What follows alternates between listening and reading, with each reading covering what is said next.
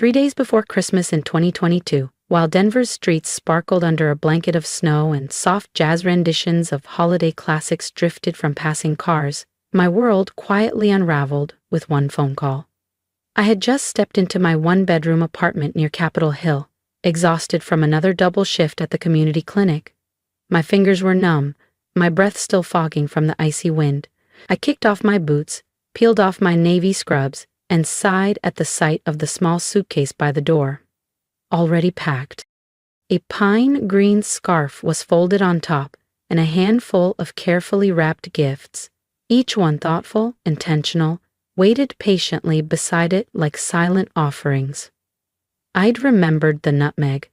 I'd even tracked down the exact toffee my aunt swore by. I had done everything right, again, hoping this year I'd be enough. When my phone buzzed and Julian lit up on the screen. My older brother. I answered with an automatic smile. "Hey, Jules." But his tone wasn't warm, it was careful. "Hey, Lena, so, just a heads up, Marina's coming to Christmas this year." I paused.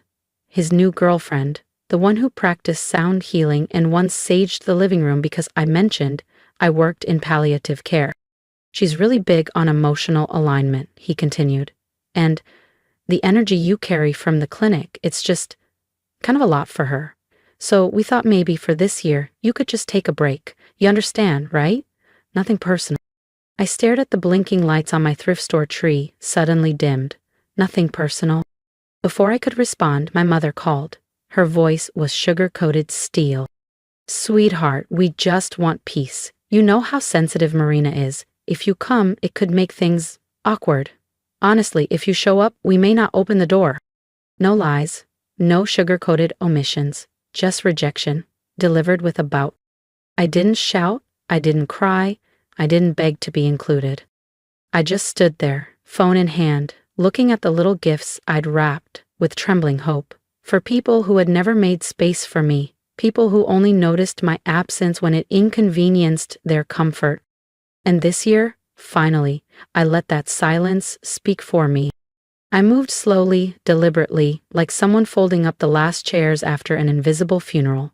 I opened my laptop and logged into my bank account. The automatic transfer to cover my parents' overdue property tax canceled. The quiet monthly deposit into Julian's startup fund locked.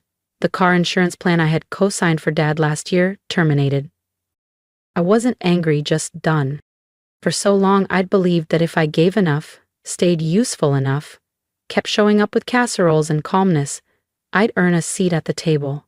Not just physically. Emotionally. Spiritually. I thought being dependable made me indispensable. But in that warm silence, surrounded by cinnamon-scented air and the low hum of my old radiator, the truth settled like snow. I was never celebrated. I was simply allowed until I wasn't. Outside my window, the first flakes began to fall, soft and certain, muffling the city in white hush. I stared through the glass and felt something surprising. Relief. No more effort to fit in. No more asking, shrinking, tiptoeing. No more asking to be let in. This Christmas, I wouldn't be the outsider pressing her face to the window. I wouldn't be the almost enough they only remembered when something needed fixing. I used to think this was normal. How some kids got spotlight and softness while others were expected to function like furniture, steady, supportive, and silent. I was the oldest. The practice run, as my dad liked to say at cookouts. The test child. The one who had to earn affection through usefulness. Meanwhile, Julian, 5 years younger, was the miracle baby, the charmer, the dreamer. When he skipped rent to fund his band's third album attempt, it was ambition. When I took an extra shift at the hospital, I was overdoing it again. I remembered when he spray-painted abstract shapes across the garage wall at 15. My parents called it passion. Art. They laughed. I dropped a casserole dish 2 days later and got a lecture on carelessness. Once, in high school, I filled out a FAFSA application and left it on the counter for Mom to sign. I even highlighted where. She never asked about it. When my med school acceptance arrived, I brought it home like a trophy. She glanced at it and muttered, "That's intense. Just don't lose yourself in it." Then she turned back to chopping celery. And when Julian dropped out of school for the third time to launch a healing podcast, they hosted a welcome back dinner with candles and wine. There had been balloons, cake, even a framed photo of Julian clutching a paintbrush, still hanging in the front hallway like it was a sacred relic. The same house that had never thrown me a single graduation party seemed to vibrate with pride for the son who hadn't held a steady job in years. I once found one of my old sketchbooks there, half filled with doodles from hospital breaks, scribbled scenes of Denver sunsets, and patients' hands mid-recovery, tossed in the recycling bin beneath takeout menus and expired coupons. When I asked about it, they shrugged, laughed, said they thought it was scrap paper. Maybe it was to them. Maybe I was too. Still, I kept showing up. Through med school, through residency, through the graveyard shifts spent in quiet rooms where most doctors didn't linger. Rooms filled with fading photos, wisp-upped regrets, and the ache of being left behind. That's why I chose geriatrics. I saw myself in those long-forgotten spaces. People who had poured out their lives and were now only noticed when things broke. At home, my role never shifted. I was the calm one, the helper, the invisible hand keeping the cracks from spreading. When the roof started leaking after a snowstorm and the insurance denied the claim, I paid for it, quietly. When Julian's freelance work dried up again, I transferred money without asking questions. When my mom's hip started locking again and her physical therapist stopped coming due to missed payments, I called, scheduled, covered, coordinated. Because I loved them. Or because I still believed that love was something transactional, something you earned through sacrifice. They never said thank you. They didn't need to. In their world, love wasn't spoken aloud. It was assumed, expected, like gravity or daylight. And every time I handed over a piece of myself, they took it, not maliciously, just blindly, never once asking what it cost me. For years, I thought that's what family meant. Being unseen but indispensable. Like scaffolding, essential, but never the focus. But that night, after the calls telling me I wasn't welcome at Christmas, something in me snapped. I realized scaffolding isn't meant to bleed for the building it holds up. I was done watching my life shrink to make theirs more comfortable. If this story resonates with you, even just a little, don't forget to subscribe. There's more to come, and trust me, the next part, that's when everything changes. When Julian impulsively bought a new set of vintage lenses for his documentary project and couldn't afford his Thanksgiving flight home, I bought his ticket. Again. He hugged me at the gate, called me the best sister in the universe, and by the following week, it was forgotten. Just another favor folded neatly into the invisible ledger I was never supposed to acknowledge. No one had to ask. I was always one step ahead, like some ghost in the background machinery of their lives, fixing, covering, smoothing. Quietly. Never seen, but always necessary. They never said thank you. Maybe because gratitude makes it harder to keep leaning on someone without pause. I told myself it was easier that way. Gratitude made you visible, and visible things could be judged or left behind. So I disappeared behind the drywall of their comfort, the hidden beam that never broke, until now. Sometimes after 12-hour shifts at the hospital, I'd sit by the window with peppermint tea and wonder what it would feel like to simply be seen, not for what I could solve or pay for or hold together, just seen, not as a backup plan, not as scaffolding, but as Lena. But those thoughts were luxuries. And wishes? Wishes were for golden boys with sketchbooks, not girls with tax software and heating bills. So I kept going. I brought the bread pudding every Christmas, the one they loved, and smiled when they asked, "Who made this again?" Like it floated in on a holiday breeze. When Julian's rent fell short, I wired money without a word. When my parents called, confused by their W2S, I stayed on the phone past midnight, guiding them line by line, while my own taxes waited in a neat, unopened pile beside the fridge. I told myself love meant showing up, being steady, solving everything.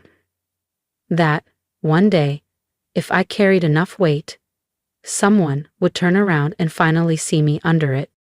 But standing there in my tiny kitchen, the phone still warm from the call that had banished me from Christmas for being too much, I knew better. They wouldn't see me.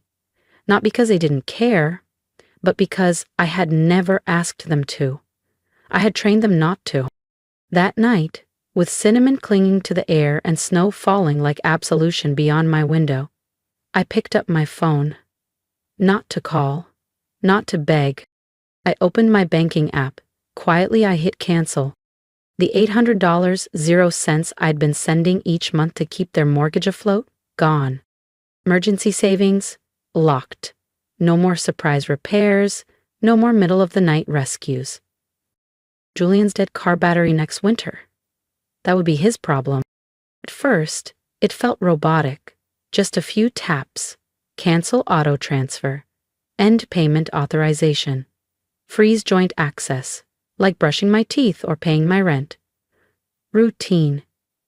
But with every click, a strange stillness unfurled inside me. Not numbness, not bitterness. It felt like freedom. A bird stretching inside me, wings dry, tentative. Realizing the cage door had been left ajar this whole time, I opened my notebook and made a list, not to guilt myself, just to see. All the quiet debts I had swallowed without a word. The flights, the surprise surgeries, the bounced checks, the broken down cars. The dozens of emergencies I had patched up behind the scenes, without thanks, without ceremony. The ink blurred, not from tears, but from the weight of finally witnessing my own exhaustion. I wasn't angry, no matter how they'd spin it later. Lena's being cold. Lena's always so intense. No, I wasn't angry. And the thing about being invisible for so long is people only notice when you're gone. When things fall. The missed mortgage payment wouldn't sting until the final notice came. The canceled maintenance fund wouldn't matter until the pipes burst again in January. Julian's gigs would still rise and fall like waves, but this time, no net beneath him. No quiet sister stitching it all together with love and bank wires. I didn't make announcements. No dramatic exit. No cryptic Facebook posts. I didn't even tell Aunt Ramona, the only one who still mailed birthday cards in cursive. I just unplugged the half-written Christmas message I'd drafted, wishing warmth and love. I deleted it. The little tree I'd set up in the corner? I unplugged its lights. The presents I'd wrapped, carefully, thoughtfully, I slid them into the hall closet, their shiny paper suddenly ridiculous in the face of my decision. I didn't cry. There was no room for sadness, just clarity. Love isn't supposed to feel like an unpaid job. Family shouldn't feel like a subscription with a hidden fee. I had spent decades trying to earn what should have been freely given. But silence is not love, and usefulness is not belonging. Across town, in a house filled with lights and noise, they laughed without me. And for the first time, I let them.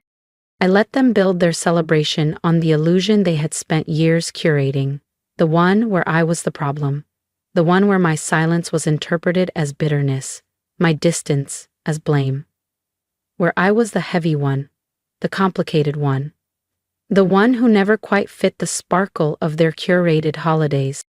For the first time, I didn't show up, and in doing so, I reclaimed something I hadn't even known I'd surrendered.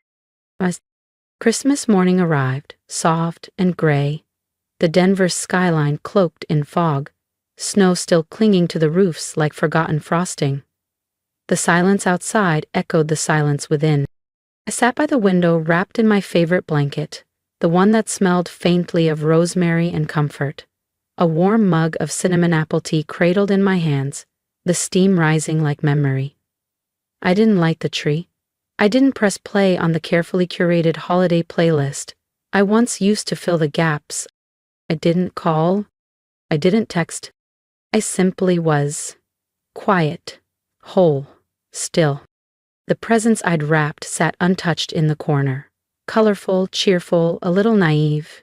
They looked foreign now, like they belonged to someone who still believed that effort guaranteed belonging.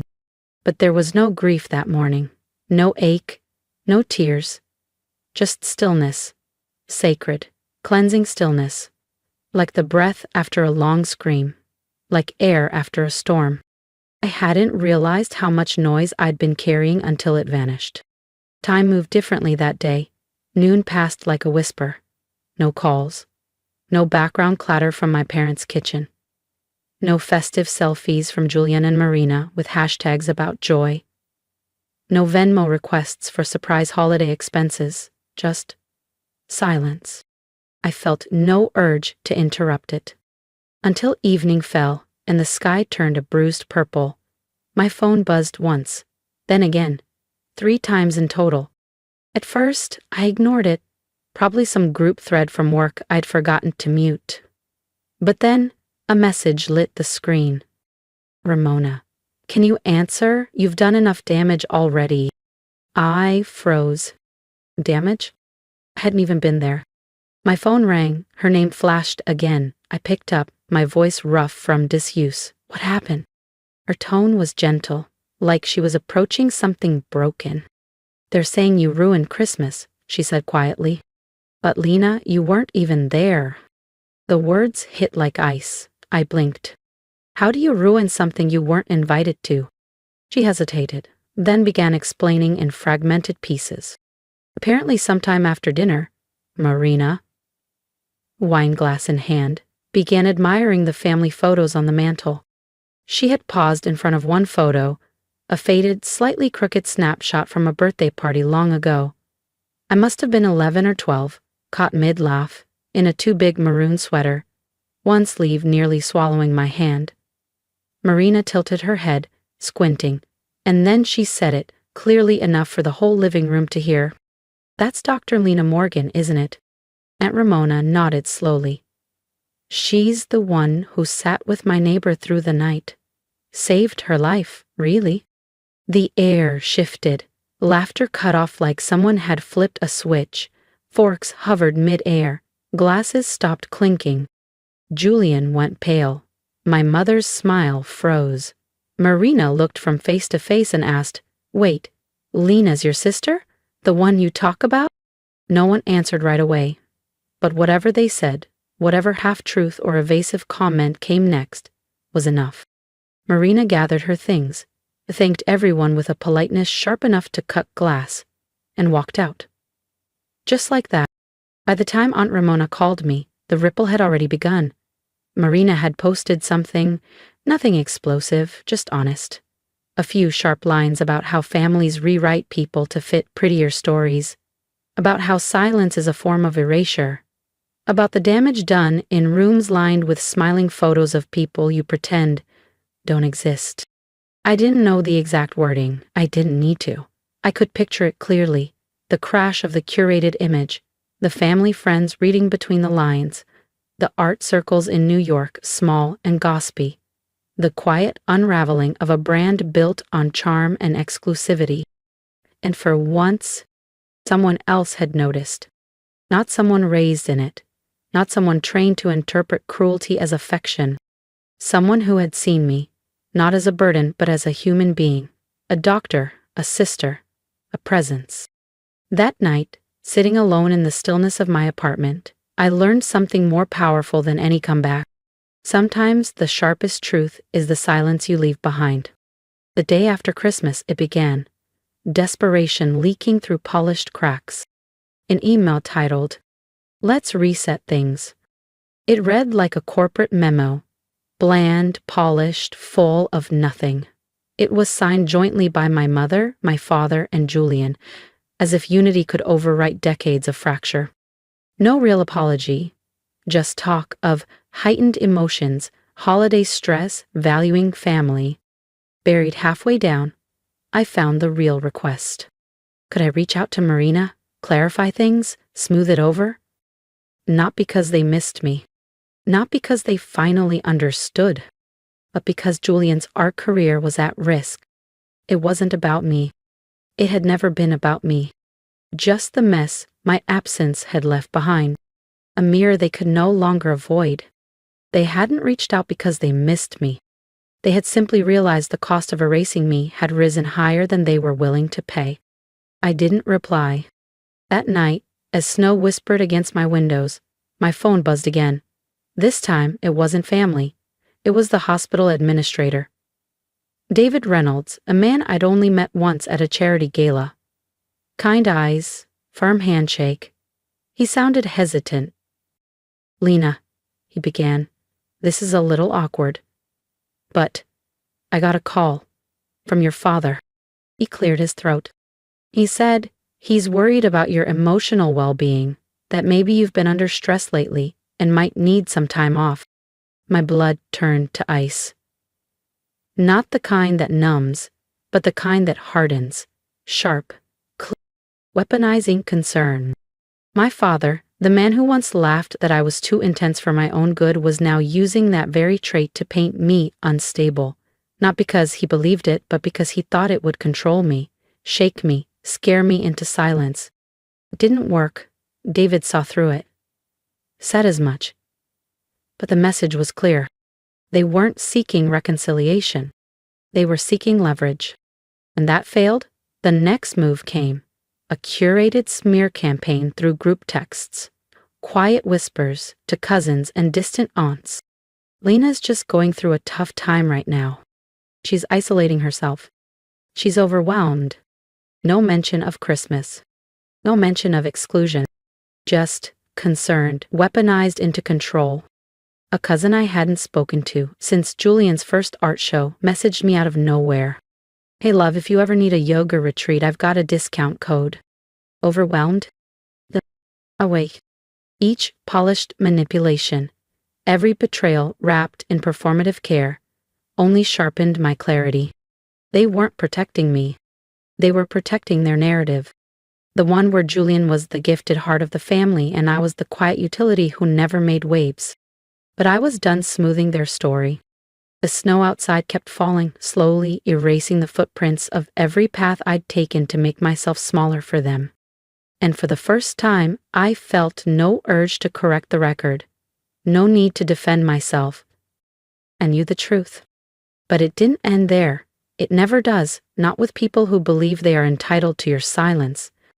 It came next, wrapped in softness, my mother's voice. Outside my door. A quiet Sunday, mid-January. That bone-deep winter cold pressing against the windows like it was breathing. I was at my desk, charting patient notes. A mug of tea sat forgotten beside me. That's when I heard it. A soft knock. I didn't move. I just listened to my heartbeat. Steady, calm. Then I rose, walked to the door, and looked through the peephole. There they were. My mother. My father. Julian. Bundled in coats, smiles stretched thin. A picture-perfect apology. Framed in desperation. I wouldn't open the door. Not yet. I didn't feel fear, just a detached, aching sadness. The kind you feel when you finally realized the rescue ship you spent years watching for was just another mirage on the horizon. I opened the door an inch, just enough to let the cold slip through the crack and sting my skin, not enough to invite them in. My mother spoke first. Her voice was soft, practiced, coated in something meant to sound maternal. "We just want to talk," she said, gripping her purse like it might hold all the right words. I didn't move. I didn't smile. I didn't soften. Because I finally saw it clearly. They weren't here for me. They were here for the old version of me. The one who still believed love could be earned. The girl who folded herself smaller and smaller to squeeze into the tiny spaces they offered. That girl didn't live here anymore. Silence swelled between us, brittle and loud. I watched my father's jaw twitch, a flicker of irritation in his eyes. Julian shifted from foot to foot like his sneakers might lift him off the porch entirely. They were uncomfortable. After a moment, I gave them the only word that mattered. No. No speeches, No justifications. No bridges built out of my own splinters. Just no. My mother's face cracked, part confusion, part disbelief.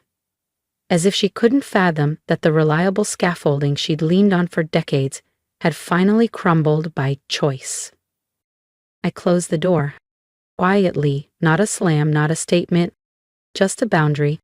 I loved it with steady hands.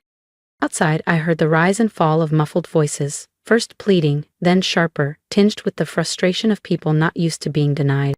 But I didn't listen. I walked back to my desk, sat down, and wrapped my fingers around my mug of cold tea, letting the silence wrap around me like something sacred. On the shelf beside me sat the framed letter from Marina, the ink slightly smudged, her handwriting pressed with intention and care. I looked at it and felt, for the first time, weightless.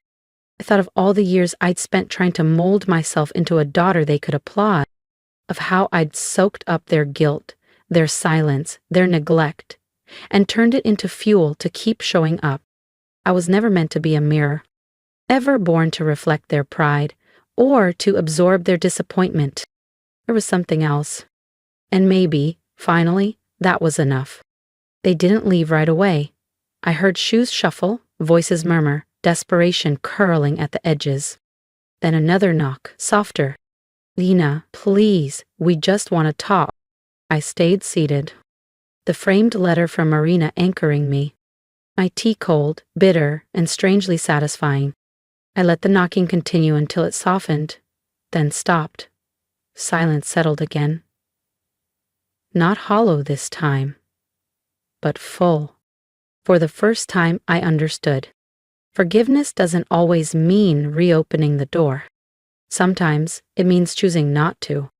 Sometimes it means standing tall while the very people who fractured you exhaust themselves against the boundary you finally had the strength to build. A wall not made of bitterness, but of self-worth. Minutes passed, maybe longer. Then came the shuffle of retreating footsteps, the dull clunk of car doors, the hesitant hum of the engine. They were gone. Not shattered. Just denied. I stood and walked slowly to the window, drawing the curtain back just enough to see the taillights fading into the snow-dusted street. I didn't flinch. I didn't reach for my phone. I felt no pull to run after them, no aching desire to fix what they had broken with their silence. Only peace. Real peace.